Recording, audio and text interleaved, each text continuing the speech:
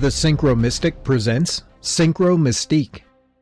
10 links between the CIA and the JFK assassination. According to a 2003 ABC News poll, 70% of Americans believe Kennedy's death was the result of a plot, not the act of a lone killer. And according to a recent article, one of the top hypotheses has it that the U.S. Central Intelligence Agency done it.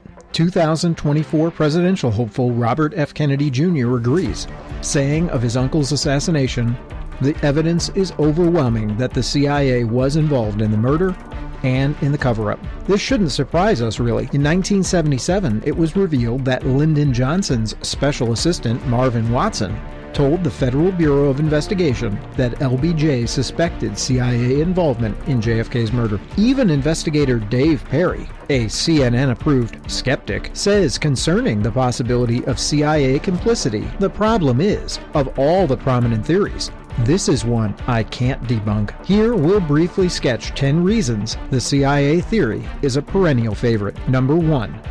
The Castro Connections. It's well known that U.S. policymakers wanted to get rid of Cuban leader Fidel-Castro. This included President Kennedy, who gave official sanction to Operation Mongoose. This was a campaign of covert actions carried out in and against Cuba. Given this background, it's passing strange that Lee Harvey Oswald is routinely depicted as having distributed pro-Castro leaflets for the Louisiana branch of the Fair Play for Cuba Committee, of which, reportedly, Oswald himself was the only verifiable member. The importance of all this comes into sharp focus when we learn that Greek-born CIA psychological warfare operative George Joannides was in charge of a group of Cuban exiles who had contact with Lee Harvey Oswald in the months before JFK's assassination. Number 2. Clay Shaw.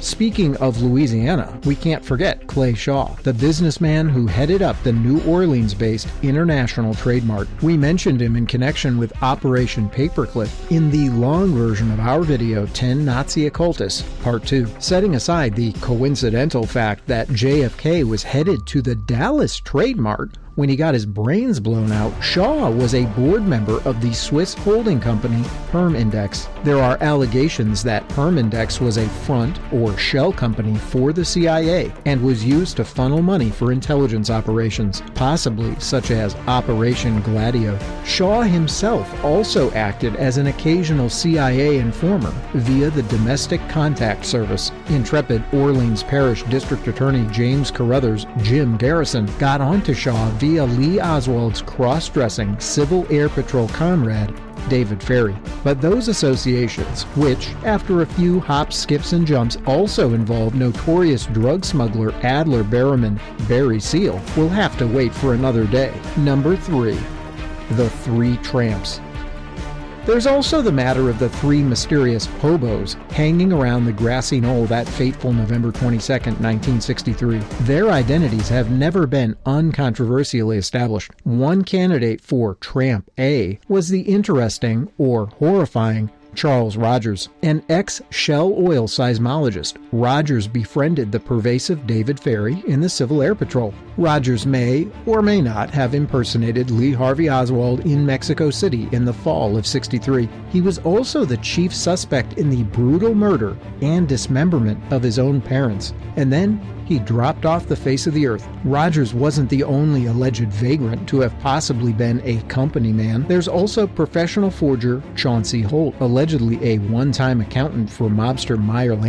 Holt claimed to have been sent by the CIA to Dallas before the assassination to deliver fake Secret Service credentials. Some say he was Tramp C. Others identify Tramp C as longtime CIA man E. Howard Hunt. Hunt gained widespread infamy working with ex-FBI agent G. Gordon Liddy as one of Richard Tricky Dick Nixon's Watergate plumbers. If Tramp C was Hunt, then Tramp A might have instead been Hunt's trusted CIA associate and erstwhile Cuban soldier, Frank Sturgis. Sturgis was said to have been part of the covert Operation 40 assassination squad operating in Cuba, Mexico, and other points south. Several researchers finger contract killer Charles Harrelson as Tramp B. Harrelson doesn't appear to have been CIA himself per se, He was, however, father of famed actor Woody Harrelson. To round things out, James Files, aka James Sutton, has for years been making the rounds with his bombshell claim to have fired the kill shot from the grassy knoll. Like Sturgis, Files appears to intersect with the mafia. He points to career CIA intelligencer David Atlee Phillips as the ringleader who recruited him for Operation Zipper, aimed at killing both Kennedy brothers.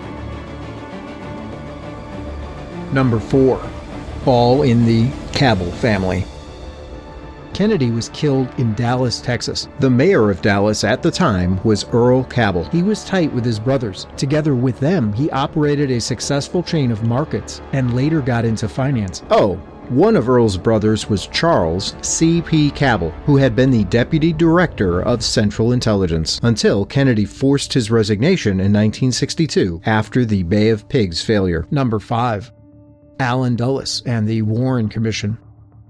Speaking of spooks shit-canned by Kennedy, there's also Allen Welsh Dulles. We've talked about Dulles several times before, including in 10 Occultist Spies and Nazi Occultist Part 2, so we won't dwell on him here. Suffice it to say that the 5th director of Central Intelligence was handed his hat by JFK. Given Dulles's manifest expertise in arranging political assassinations and coups, he probably should have been high on the suspect list, if that is, the so-called investigation had been aimed at actually cracking the case as opposed to merely rationalizing the presumption against Oswald. As Deputy Attorney General of the United States Nicholas Katzenbach infamously put it in a memo to Bill Moyers, then aide to LBJ, the public must be satisfied that Oswald was the assassin, that he did not have Confederates who are still at large, and that the evidence was such that he would have been convicted at trial. Bear in mind that this case closed memo dates to 3 days after JFK's assassination, when,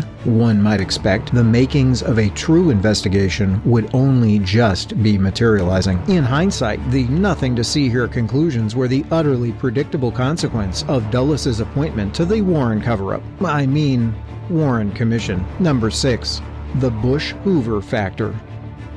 Speaking of committees, there's also the congressional ones convoked in the 1970s that put Langley under the microscope. Word is that some graduates of the farm thought then DCI William Colby might have been answering Frank Church and Friends' questions a little bit too freely. George Herbert Walker Bush was soon tapped as head honcho and put a stop to all that. Bush claimed that he had no prior experience at CIA, but an important 1963 memo from Federal Bureau of Investigation Director J. Edgar Hoover, no less, suggests otherwise. Right after JFK's assassination, you see, Hoover had a tete-a-tete with a Mr. George Bush of the CIA. For a bit more, see 10 Occultist Spies. Number 7.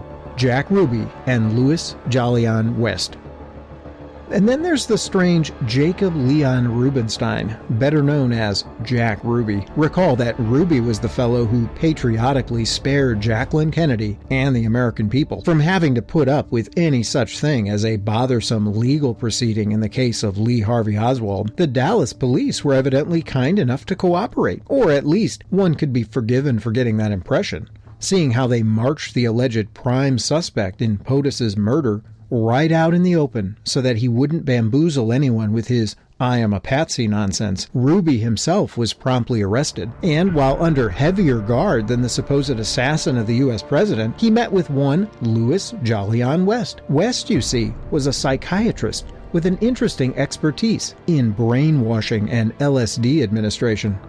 West is also one of a handful of government head shrinkers who are, for all intents and purposes, admitted orchestrators of the CIA's scandalous MK-Ultra mind control project. But I'm sure that has nothing to do with the Kennedy assassination. For additional detail, see 10 Occultist Spies. Number 8. George de Mohrenschildt. Born into a family of intriguers in Belarus and what was then part of the Russian Empire, he seems to have had varying connections with American, German, and possibly Soviet intelligence. Supposedly, de Mohrenschildt was in the oil business, where he cavorted with the likes of Clint Murchison, Harrelson, Lafayette, H.L. Hunt, and Prescott Bush. In fact, de Mohrenschildt's nephew and later stockbroker Edward Gordon Hooker attended Phillips Andover with the same George H.W., Poppy Bush, mentioned above. For more on Bush 41 and his family, see 10 Occultist Spies. As for de Mohrenschildt, he was at least in the same boat as Clay Shaw, namely part of the CIA's domestic informant network. Whether there was more to his intelligence dossier is anybody's guess, but his chief importance lies in his indisputably close ties to Lee Harvey Oswald and Oswald's Russian-born wife, Marina. Before his own death, Oswald's best friend, George de Mohrenschildt, admitted that local CIA man J. Walton Moore had originally suggested that George strike up an acquaintance with Oswald. That James Walton Moore seems also to have at one time been an agent for Hoover's Federal Bureau of Investigation raises immediate questions. Two other CIA-FBI crossovers of note were Robert Mayhew, who appears to have been a go-between in the government's dealings with the mob, and William King, Bill Harvey, an associate of Edward Lansdale and a major player in Operation Mongoose. Given his interconnections with the shadowy world of spycraft, not least via ties to George H.W. Bush, commentators as far-flung as Mae Brussel and Jesse Ventura have suspected that George de Mohrenschildt may have actually been Oswald's CIA handler. Number 9. Alek James Hidell. Oh, I'm sorry, Lee Harvey Oswald. And what about Mr. Lee Harvey Oswald himself? What is known is that Oswald spent time at a highly restricted military base in the Far East, the United States Navy base at Atsugi, Japan, to which U.S. Marine Corps member Oswald was assigned from September 1957 to November 1958, was not just a run-of-the-mill U.S. Navy-operated defense base. It was, and is, a Central Intelligence Agency base. Among other intelligence operations, the Atsugi base was one of two from which the CIA operated the top-secret U-2 spy plane, which flew reconnaissance and surveillance missions over the Soviet Union and China. The International Business Tribune asks, why was the low-achieving, nondescript Oswald assigned to such a top-secret and important base? Indeed. The IBT then remarks on the high strangeness of a U.S. Marine with Oswald's background defecting to the Soviet Union, and yet being able to freely return to the United States. This isn't even to mention Mr. Roscoe White. According to Roscoe's son, the old man had been stationed with Lee Oswald at Atsugi until September of 1963, when Mr. Roscoe White joined up with the Dallas police force. And what about the U-2 project? It had been the brainchild of CIA super spy and reconnaissance expert Richard Mervyn Bissell Jr. After Bissell replaced Frank Wisner as CIA's deputy director of plans, he became the primary architect of the Bay of Pigs invasion. Number 10. Love Triangle.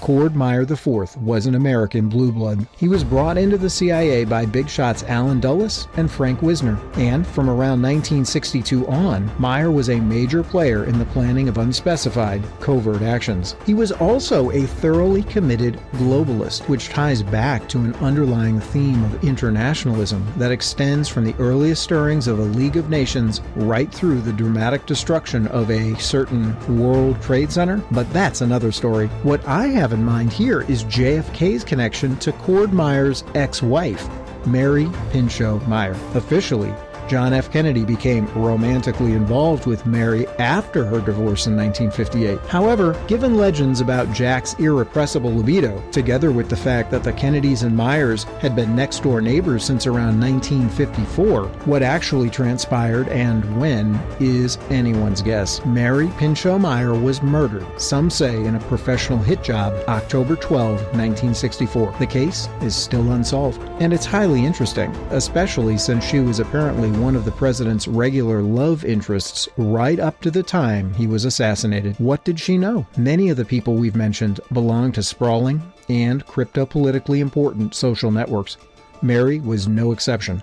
One of her good friends married CIA counterintelligence majordomo James Jesus Angleton, and Mary's sister was the second wife of well-known Washington Post editor Benjamin Ben Bradley. And that's where we'll leave things for the time being. The idea here is what Noam Chomsky has referred to as the class consciousness of the money elite. The Bradleys, Kennedys, and Meyers all belong to a social circle that American historian Greg Herkin, among others, has referred to as the Georgetown set. Besides Cord Meyer, it also included numerous previously mentioned CIA men, from James Angleton and Richard Bissell to Alan Dulles and Frank Wisner. Eventually, it broadened to include Dean Acheson, W. Averell Harriman, George Kennan, John McCloy, and many more. Perhaps most intriguing of all was the fact that the Georgetown set was the nexus of the worlds of intelligence and politics with the world of media and newspapers. Not only did it include Ben Bradlee, but also Philip and Catherine Graham, as well as the hugely influential columnists Joseph Joe and Stuart Alsop. Reporter Carl Bernstein would later identify Joe Alsop as one of a group of journalists who, well, let's just say, cooperated with the Central Intelligence Agency on various projects and for various reasons. While we're listing CIA-affiliated newsmen, we cannot neglect CNN's Tom Braden, and according to some sources, the previously mentioned Cord Meyer had been named as the head of CIA's apparently long-running Operation Mockingbird. The upshot of the complex history is that Mockingbird was the CIA's attempt to influence the U.S. media. For more, look for 10 CIA-connected news celebrities. To some extent, this video should be superfluous. After all, the CIA seems to have admitted its hand in the post-assassination cover-up. Going further, it would be almost inexplicable if the CIA had not been involved in the actual assassination. The agency supposedly tried and failed over 600 times to eliminate Fidel-Castro. Is it remotely plausible that a virtually impoverished lone nut, as the Warren whitewash portrayed Oswald, would have had a greater mission success rate than the Central Intelligence Agency, which enjoyed a budget of over $500 million in 1963? Presumably, we're not the only ones asking these questions. Consider the words of former President Harry S. Truman, writing in the aforementioned Washington Post 1 month after JFK's murder. Quote, "I think it has become necessary to take another look at the purpose and operations of our Central Intelligence Agency. For some time, I have been disturbed by the way CIA has been diverted from its original assignment. I never thought it would be injected into peacetime cloak and dagger operations. The CIA is casting a shadow over our free institutions, and I feel that we need to correct it." End quote. Though for some crucial caveats and counterpoints, see our coverage of Truman in 10 Presidents Who Were Members of Secret Societies.